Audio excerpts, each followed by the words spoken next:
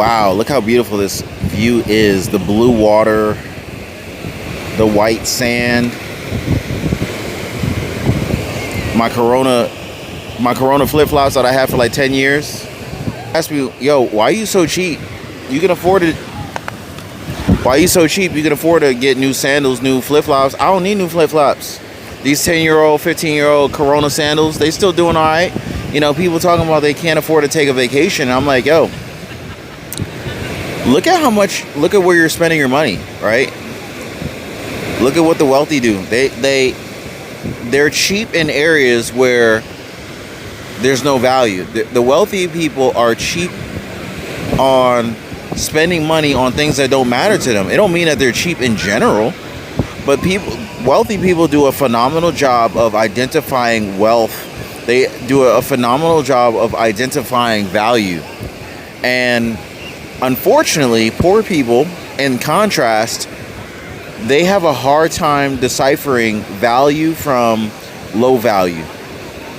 And oftentimes, I see people blowing $75, $100 just at one restaurant visit. And at the same time, those same people will complain that they don't have money to take a vacation in a tropical environment. I say tropical, that could be anywhere. That could be, in the Dominican Republic. A tropical vacation could be in Jamaica. A tropical vacation could be in parts of Florida. I mean, tropical is it's such a generic term, right? But, it's funny. We often take trips to Dominican Republic, and we like the DR because they have a lot of all-inclusive restaurants there, tropical weather, blue water, beautiful sand, and you get a lot for your money. Some people like cruises or whatever, but I prefer to go to DR. I prefer to go to Jamaica, Ocho Rio. Actually, no, not Ocho Rio. What is it? Something Bay. I forget what it is. Anyway, we go to Jamaica and we go to the Bay. We don't do Ocho Rio. They had nicer resorts in the Bay part. Anyway, the point is most people are spending $75 every time they sit down at a decent restaurant. And it's crazy because inflation is so high. A decent restaurant now, it's like $75 for two people just to get a decent restaurant. But if you do the math, if a trip costs you $3,600 in a year, right? Do the math. That's, if you budgeted $300 a month, you could afford to take one trip a year to most Caribbean destinations. That would be $3,600. That's airfare. That's your hotel. And a lot of these Caribbean places, depending upon where you go, you can find these all-inclusive resorts that offer a great value, and you can just really enjoy yourself, right? So you might say to yourself, well, I ain't got $3,600 to blow a year. But the problem is a lot of people don't realize how much they already are blowing every single year. You sit down in a restaurant, you drop in $75 for your meal. And it's funny because you don't really think about it, right? You think, oh, it's only $25 for the entree. It's two of y'all. You get a little something to drink, soda. That's not even including like alcohol, appetizers, and all these other things, right? You're going to spend $75 at least. I don't care if you go to Cheesecake Factory, you go to, if you go to Fleming's, you're definitely going to spend over $75. Hell, you might spend $75 just for one person's entree. You know what I'm saying? But what's crazy is, unfortunately, poor people have a tendency not to do the math, right? And poor people have the ability to live better.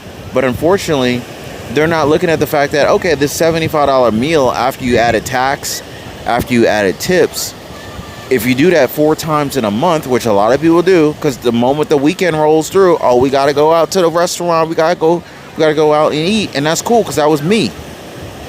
I'm calling it out because I did it.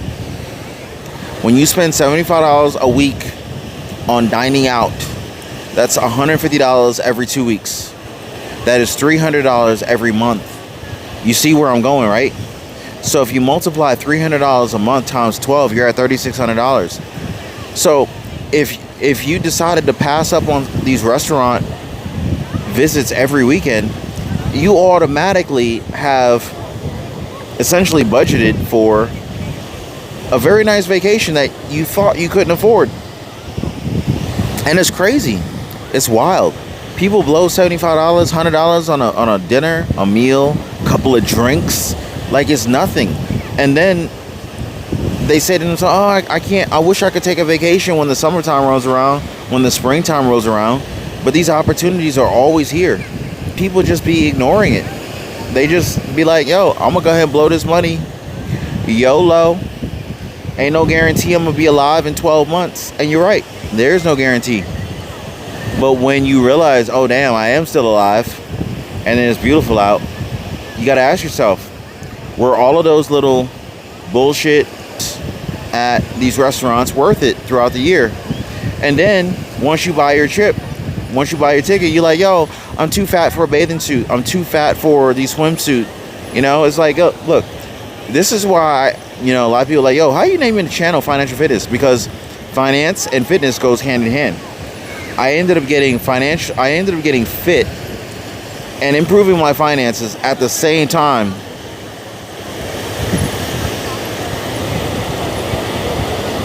And they go hand in hand. I stopped eating at these restaurants. I started working out, training, eating cleaner, increased the protein in my diet.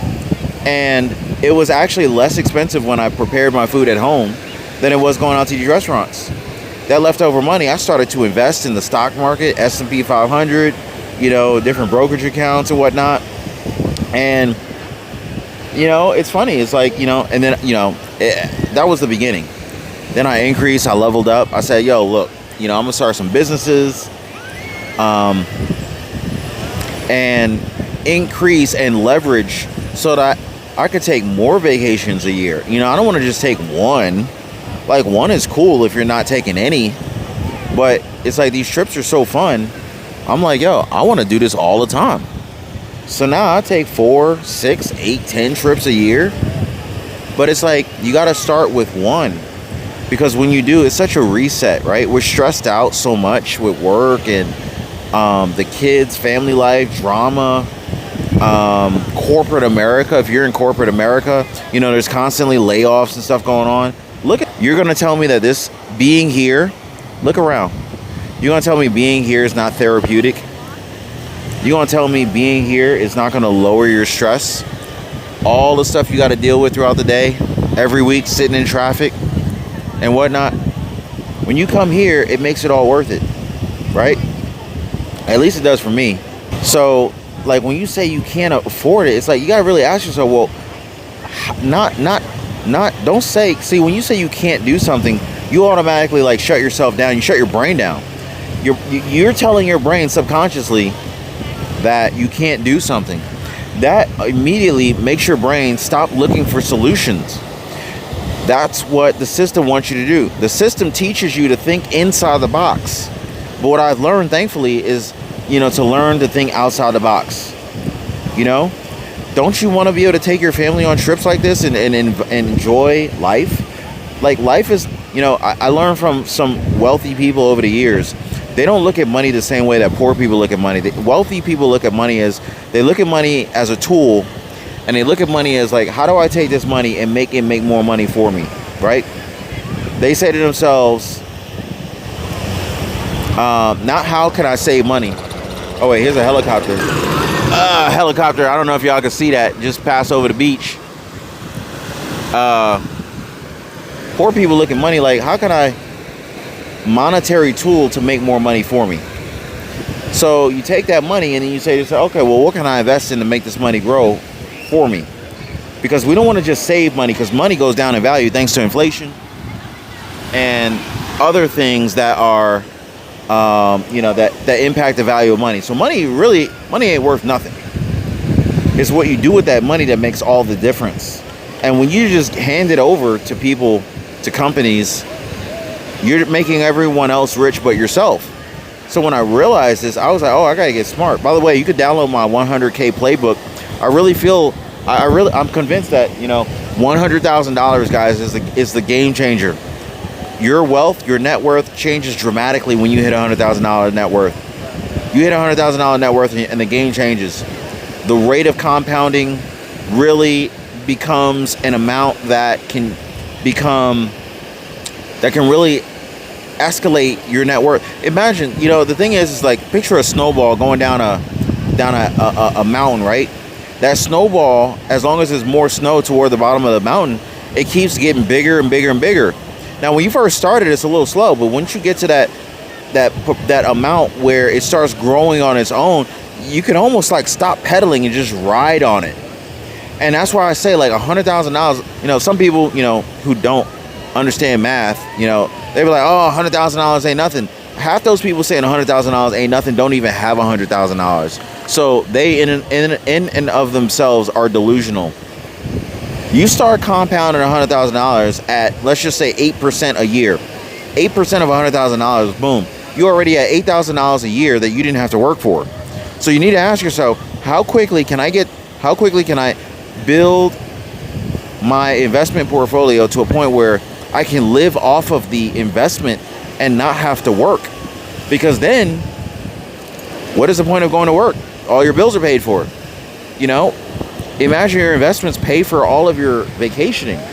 So that's what I'm saying. You guys can also check out my Financial Freedom Masterclass, link in the description down below, and learn what I spent 20 years learning in a matter of like hours.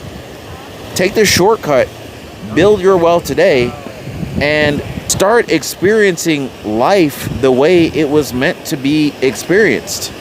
Like, life is short, guys. How long are you going to say to yourself, well, I need to wait till I'm 65 to enjoy life?